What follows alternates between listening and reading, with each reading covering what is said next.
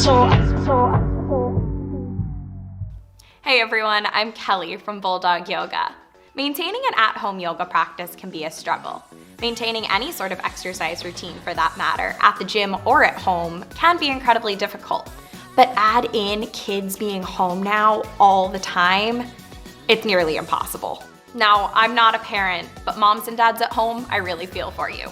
Here at Bulldog, we want to show you that working out with kids at home is possible. Yes, really. Today, let's talk about how to maintain an at-home yoga practice with kids at home. Let's Zoom call a couple of our Bulldog leaders and mamas, Brittany and Tessa, and check to see how they're maintaining an at-home yoga practice while juggling new babies and homeschooling. Hey, Britt. Hey, Kel. Hey, Bulldoggers. We wanted to talk about what it's like to maintain a yoga practice at home with kids at home. Currently, we are at home with our families a lot more than usual these days, and it can be so difficult to homeschool and entertain our kids while also carving out some much needed self-care and me time and exercise for ourselves. So how can we make this happen? It's easier than you think. You know, I'm a new mom with a 4-month-old baby at home, so I don't have to homeschool or entertain him as much as an older child, but I have still found some ways to make practicing yoga at home a little easier. How is baby Cam? I obviously have no idea what it's like to have a baby at home, but I can only imagine how crazy difficult it is to fit in your yoga practice between some irregular nap times. For starters, I have lowered my expectations. I love that. Under promise, but over deliver, right? Exactly. You know, and my at-home yoga practice is not the super peaceful, calm experience it once was, but it is still so valuable. And it's even more than just valuable now. It's vital. So in essence, you know, I've lowered my expectations for the environment, you know, but I have not lowered my expectations regarding my need for yoga. I still need to unroll my mat and move my body and actually have the experience of a yoga class, no matter how crazy and chaotic it may be. And even with baby Cam, I don't always wait until nap time. You know, nap time is so unpredictable. Some days he'll sleep for 90 minutes, which is unheard of, but other days I'll hear that, you know, blood-curdling screech he's been working on right now, you know, after only 10 minutes.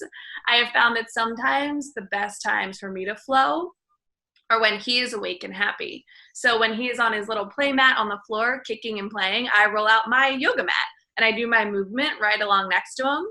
And I crank up the music on Bulldog especially, and we can both get our energy out together. I feel like once you've experienced the magic of yoga in your life, either in that calm way or in that invigorating way, you know how imperative it is to have it on a regular basis, you know, like weekly, daily, hourly sometimes. And I think you'd understand the importance of having a yoga practice even more once you become a parent. Are you even able to find a full hour to practice now that you have a baby at home? Hardly.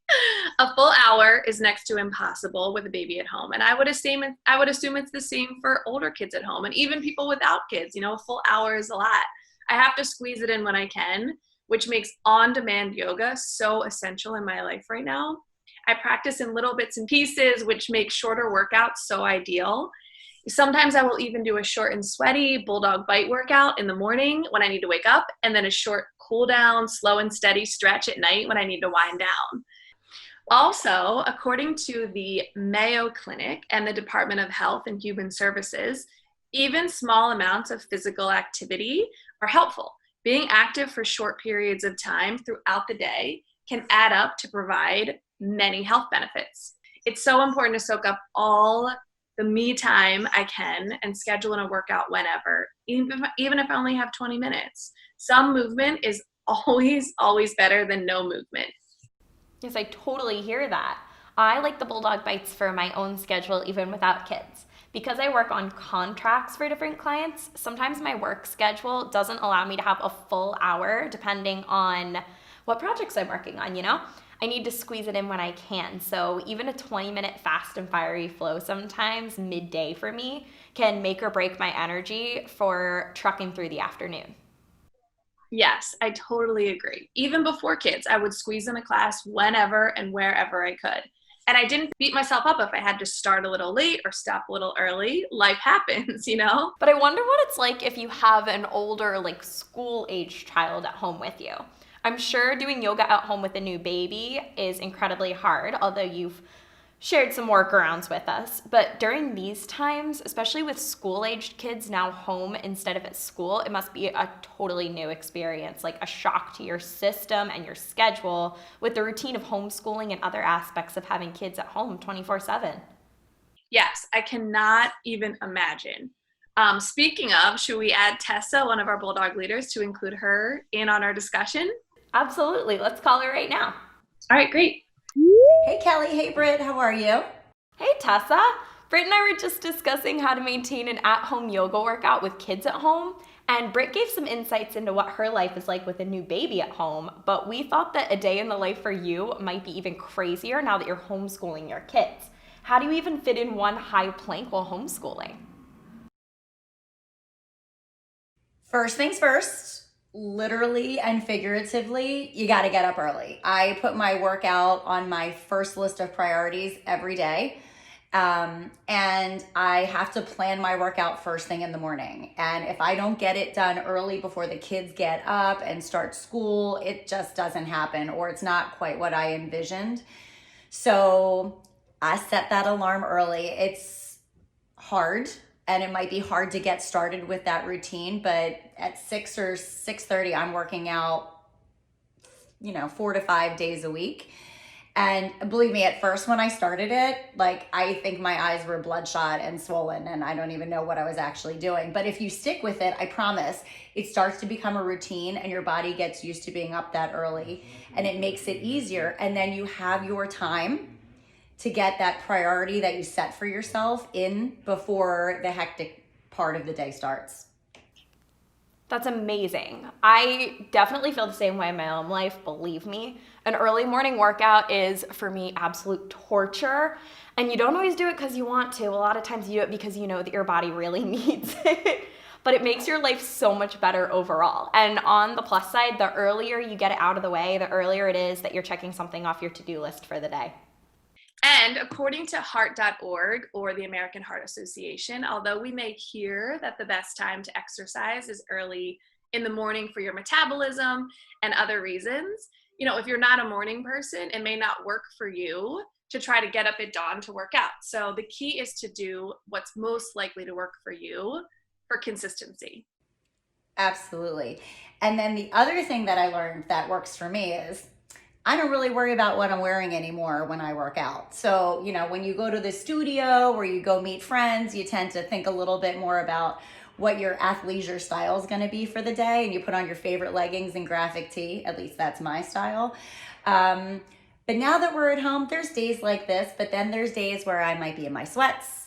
Sunday I got on my mat and did a Bulldog bite. I was in my pajamas, and my girls were like, "Are you in your pajamas?" I'm like, "Yeah, it's less laundry and it was quicker to actually do it." So I don't stress about what I'm wearing. I don't worry. Just throw the bun in and no one sees you. That's one of the benefits of working out at home. I totally agree. I do the exact same thing, just wear your sweats. Sweat in your sweats. Yeah. Yes. And in addition to relaxing what I'm wearing when I work out, I've become rather relaxed with the kids. So some of the rules that I had pre-quarantine for snacks and devices are now during quarantine rules. So, if I don't get that early morning workout in, I'm human. I'm not a robot. Sometimes I have to have those days where I just might relax a little bit longer, and I'm trying to fit in something for myself during the day, like a workout.